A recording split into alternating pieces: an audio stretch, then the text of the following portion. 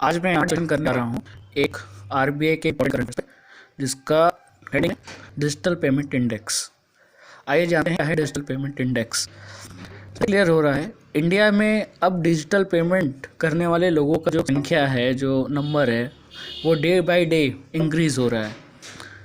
जब से हम डिजिटाइजेशन की तरफ बढ़ रहे हैं, तो अब सारे ऑनलाइन पेमेंट आप अपने मोबाइल से यूपीआई के थ्रू, गूगल पे, भीम, पेटीएम के थ्रू आप कर रहे हैं। इसी को हम डिजिटल पेमेंट करते हैं। डेबिट कार्ड, क्रेडिट कार्ड भी उसमें आता है। चाहे ऑनलाइन टिकट बुक करना हो किसी भी तरीके का, चाहे ऑनलाइन बिल पेमेंट करना हो, चाहे लोन का पैसा करना हो, हम सब ऑनलाइन ट्रांसफ़र करते हैं। यही है डिजिटल पेमेंट। अब इंडिया में डिजिटल पेमेंट का एक्सटेंड स्टेटस क्या है, इसी को जानने के लिए आरबीआई ने एक डिजिटल इंडेक्स लॉन्च करने का डिसाइड किया है। डिजिटल पेमेंट इंडेक्स से आरबीआई को ये पता चलेगा कि इंडिया में कितने लोग डिजिटल पेमेंट कर रहे हैं, कितना पैसा इंडिया डिजिटल थ्रू ट्रांसफर कर रहा है। तो इसके मदद से आरबीआई डिजिटल पेमेंट को और कैसे इम्प्रूव किया जाए, ये डिसाइड कर पाएगा। और आपको पता ही है कि धीरे धीरे अब सरकार भी जो बेनिफिट का पैसा, सब्सिडी का पैसा है, वो डायरेक्ट खाते में, इसको कहते हैं डीबीटी, बेनिफिट ट्रांसफ़र, तो ये भी डिजिटल पेमेंट में आ गया। तो ये डे बाय डे तो बढ़नी ही है। पॉपुलेशन बढ़ रही है, सभी लोग मोबाइल यूज़ कर रहे हैं, लैपटॉप यूज़ कर रहे हैं, इंटरनेट का यूज़ कर रहे हैं, तो डिजिटल पेमेंट तो बढ़ना ही है। अब बढ़ना है तो इसी को चेक करने के लिए कि कितने लोग डिजिटल पेमेंट करेंगे, कितना परसेंट डिजिटल पेमेंट इंक्रीज़ होने वाला है फ्यूचर में इसका स्कोप क्या है, इसको जानने के लिए आरबीआई ने डिजिटल पेमेंट इंडेक्स लॉन्च किया है। अब आइए देखते हैं एग्ज़ाम के पॉइंट ऑफ व्यू से, ख़ास तौर से आरबीआई और बैंक का जो आईबीपीएस एग्ज़ाम होता है, उसके लिए ये जीए का बहुत इंपॉर्टेंट टॉपिक है। तो उसमें क्या क्वेश्चन बन सकते हैं, आइए जानते हैं। सबसे पहले जो क्वेश्चन बनने का टॉपिक एरिया है वो ये है, जैसे आप देख रहे हैं कि आरबीआई जो डिजिटल पेमेंट इंडेक्स लॉन्च करेगा, तो इस लॉन्च करने के या डिजिटल पेमेंट इंडेक्स जो बनाएगा, तो इसके लिए उसने 5 ब्रॉड पैरामीटर्स सेलेक्ट कर रखे हैं। तो आपसे सबसे पहला क्वेश्चन जो बनता है कि डिजिटल पेमेंट इंडेक्स में कितने पैरामीटर्स हैं, आपको ऑप्शन दे देगा। तो सही आंसर क्या है, 5।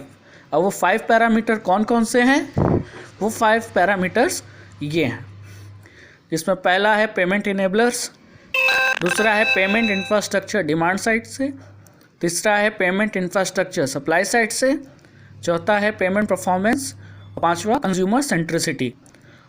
इस पैरामीटर्स के अंडर सब पैरामीटर्स भी हैं। जैसे पेमेंट इनेबलर्स में क्या क्या आ जाएंगे, पेमेंट इनेबलर में वो चीज़ें आ जाएंगी जो पेमेंट करने में मदद करती हैं, जैसे आधार, जैसे इंटरनेट, जैसे मर्चेंट्स, मोबाइल। तो ये सब आपके सब टॉपिक हैं, तो सब पैरामीटर हैं। किसके पैरामीटर के, कौन से पैरामीटर, पेमेंट इनेबलर्स जो पैरामीटर है पहला, उसके ये सब टॉप पैरामीटर है। उसी तरह हर पैरामीटर के अंडर सब पैरामीटर आपको मिलेंगे। तो ये 5 पैरामीटर्स हैं। इस 5 पैरामीटर्स के जो नाम हैं वो बहुत इंपॉर्टेंट है, क्योंकि आपसे पूछ सकता है कि which of the following is not a parameter under RBI digital payment index. मतलब इनमें से दिए गए ऑप्शन में से कौन सा पैरामीटर नहीं है आरबीआई के डिजिटल पेमेंट इंडेक्स में। तो कौन से हैं, जब आपको पता होगा तो कौन सा पैरामीटर नहीं है, आप ये क्लियरली बता पाएंगे। अब इसमें एक पॉइंट और है जो इम्पॉर्टेंट है। तो हमने अभी 2 पॉइंट मेन कवर किए कि 5 पैरामीटर्स हैं और 5 पैरामीटर्स के नाम। अब ये 5 पैरामीटर्स के आधार पे जो आरबीआई डिजिटल पेमेंट इंडेक्स करेगा, तो उसके लिए जो बेसिस है, किस साल को, किस ईयर को उसने बेस बनाया है, तो ये सबसे इम्पॉर्टेंट है, मार्च 2018। तो मार्च 2018 को आरबीआई ने बेसिस मानते हुए डीपीआई इंडेक्स कैलकुलेट किया है, मतलब कैलकुलेट आगे भी करेगी। और जो मार्च 2018 का जो डीपीआई है, डिजिटल पेमेंट इंडेक्स, वो आरबीआई ने सेट कर रखा है 100 पे। तो अब अगर 19 में लोग जो डिजिटल पेमेंट कर रहे हैं, उनकी संख्या या जो पैसा डिजिटल पेमेंट से ट्रांसफ़र हो रहा है इंडिया में, उसका वैल्यू बढ़ रहा है, तो ये DPI स्कोर भी बढ़ेगा और इस स्कोर से चेक हो जाएगा कि कितना % इंक्रीमेंट या कितने पॉइंट इंक्रीमेंट हो रहा है डिजिटल पेमेंट में इंडिया में। तो इस तरीके से, तो इसका मतलब अगर इंडिया में डिजिटल पेमेंट्स बढ़ेगा तो ये स्कोर भी, DPI स्कोर भी बढ़ेगा। तो ये किसको आधार को मानते हुए बनाया गया है? इस मार्च 2018 को बेस मानते हुए इस प्रिपेयर किया गया है ये डिजिटल पेमेंट इंडेक्स। तो आपसे ये एग्ज़ाम में क्वेश्चन पूछ सकता है कि what is the base period of DPI। तो आंसर इज मार्च 2018। अब जैसे आप यहाँ ये पॉइंट देख रहे हो, ये RBI ने अपने वेबसाइट पे बताया है कि जो DPI मार्च 2019 और मार्च 2020 का जो DPI स्कोर रहा है वो है आपका 153.47 और मार्च 2020 का 207.84। अभी देखिए, मैंने 5 मिनट पहले एक पॉइंट बताया था कि DPI 2018 का जो स्कोर है जिसको हमने बेस माना है वो 100 है। तो 2018 में 100 है और मार्च 2019 में ये DPI स्कोर कितना हो गया? 153.47, मतलब 100 से बढ़ के 153.47 हो गया।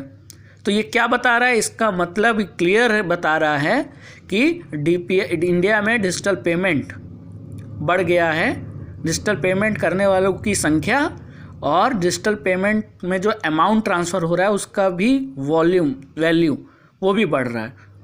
तो दोनों चीज़ बढ़ रही हैं, तो इसलिए ये स्कोर बढ़ गया। फिर मार्च 2020 में फिर ये स्कोर बढ़ गया 153.47 से 207.84।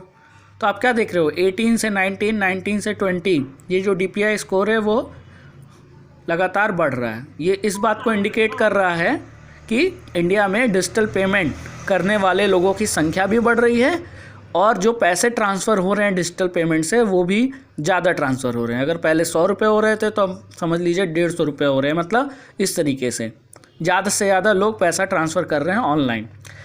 तो ये आपका पॉइंट है जो आपको समझना है कि वो DPI इंडेक्स का मतलब क्या है। DPI इंडेक्स से आपका डिजिटल पेमेंट में जो ग्रोथ है उसका पता लगेगा इंडिया में, और उस हिसाब से RBI अपना पॉलिसी बना पाएगी, बैंकों को बता पाएगी कि आप डिजिटल पेमेंट के लिए क्या आपको अच्छा बेटर सर्विस लाने की ज़रूरत है। तो ये सारे पॉइंट्स हैं। अब ये जो हमने अभी 5 पैरामीटर्स देखे हैं जिनके आधार पे DPI बनाया जाएगा, जो RBI सेट कर DPI इंडेक्स कैलकुलेट करेगी, ये 5 पैरामीटर्स के अलग अलग वेटेज हैं। तो आप देख रहे हैं कि पेमेंट इनेबलर्स का 25%, पेमेंट इंफ्रास्ट्रक्चर डिमांड साइड का 10%, उसी तरह सप्लाई साइड का 15%, पेमेंट परफॉर्मेंस का 45% और कंज्यूमर सेंट्रिसिटी का 5%। टोटल ऐड करेंगे तो कितना आएगा? 100%। तो ये भी आपको वेटेज इंपॉर्टेंस रखना है कि किसका कितना वेटेज है।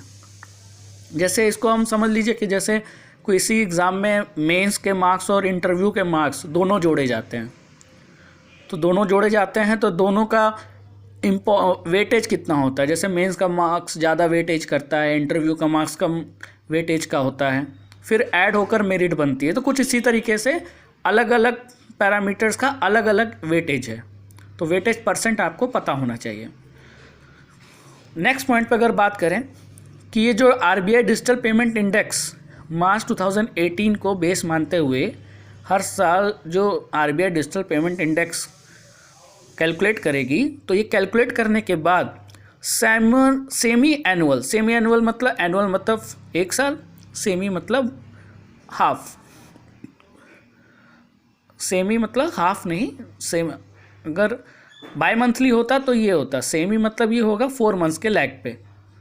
तो ये अपने वेबसाइट पे पब्लिश करेगी, जिससे आपको RBI वेबसाइट पे जाकर आप अगर उसको चेक करेंगे तो आपको पता चल जाएगा कि इस समय करंट स्टेटस क्या है इंडेक्स का, और जिससे इंडिया में डिजिटल पेमेंट का स्टेटस पता चल जाएगा। तो ये भी आपको ध्यान रखना है कि जो सेमी एनुअल बेसिस पे RBI इसको पब्लिश करेगी, ये भी एग्ज़ाम के पॉइंट ऑफ व्यू से पूछा जा सकता है।